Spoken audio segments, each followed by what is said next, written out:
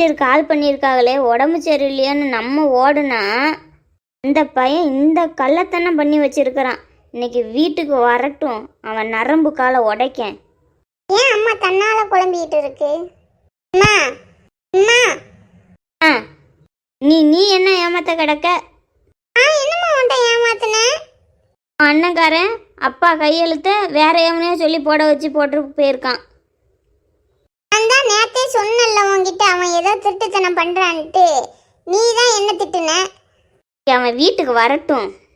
Ma'am, இந்த 3 student தான் அந்த தப்பை பண்ணது மேம். ஏன்ப்பா அப்படி பண்ணீங்க? சாரி மேம், இனிமே அப்படி பண்ண மாட்டோம். நீ பண்ணுறதை விடுங்க, இப்போ ஏன் அப்படி பண்ணீங்க? சாரி மேம், இனிமே அப்படி பண்ண மாட்டோம். அம்மா, இவங்க பேரண்ட்ஸ்கிட்ட இன்ஃபார்ம் பண்ணிட்டீங்களா? எல்லா பேரண்ட்ஸ் வந்து பார்த்துட்டு போயிட்டாங்க மேம். ஒரு மீட்டிங் மாதிரி அரேஞ்ச் பண்ணியிருக்கலாம்ல, நானும் வந்திருப்போம்ல. அடுத்த சாட்டர்டே பண்ணியிருக்கேன் மேம். ஓகேம்மா, இந்த கம்ப்ளைண்ட் எல்லாம் அப்போ எழுதி வச்சுக்கோங்க. இனிமேல் இந்த தப்பை பண்ணக்கூடாது. ரிப்பீட் பண்ணிங்கன்னா ஸ்கூலை விட்டு அனுப்பிடுவேன் பசங்களா. Okay ma'am, sorry ma'am. போங்களே. அமைதியா போங்க. சரி, நீங்களும் கிளாஸ்க்கு போகலாம். Okay ma'am, thank you. எல்லாம் ஒன்னால வந்ததுடா. எல்லாம் என்னால வந்தது, என்னால வந்ததுங்க.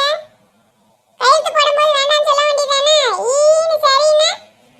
சத்தம் போடாதீங்க, விடுங்கடா, எல்லாம் முடிஞ்சிருச்சு, விடுங்க.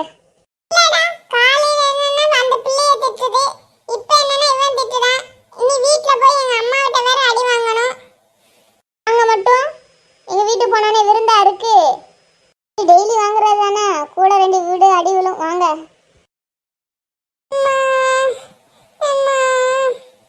விழுந்துட்டு வந்த அவன் நடிக்கான். மூஞ்ச பாருமா, நடிக்க மாதிரியா இருக்கு. நடிக்கத்தானே செய்யற. என்ன அறுத்து வந்துகிட்டு இருக்கிற? குளு குளு குளுன்னு இருக்கு. அம்மா என்ன விடுமா, அண்ணே பாவம், கை காலத்து இருக்காதம்மா. காது தானே எங்க வீட்டு காதை கிரு.